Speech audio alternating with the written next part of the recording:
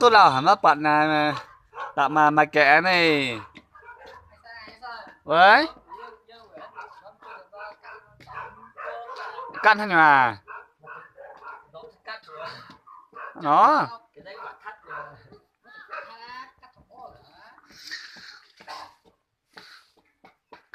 nè sâu chảnh như bạn liều hơn này tôi nào hả má bạn à Hồi nhỏ thấy những giờ thấy. hồi nhỏ thấy đấy còn giờ thì không thấy rồi bây giờ khai một tòa thấy mảng khá mà khá đúng mà mảng có mà Nó nhủng quá.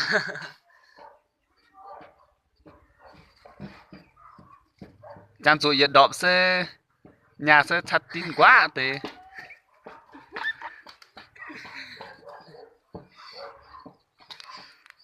đào rất ta đào bia mà khá Ta sẽ có đây mọi ý. Rất lâu rồi chưa thấy qua. nên lo ở giảm xây bữa sơ cho em cái đi tháo đào tại bò Tôi đã sang tặng sang. thán đào quải sẽ y bữa sơ họ tạm rất ở anh ta cái đi họ anh cho tinh bằng rất bao Tinh bóng rất là giả phê. tinh bằng cho xây dựng đi chỉ đào xấu Thôi anh sợ nào. coi như thôi đấy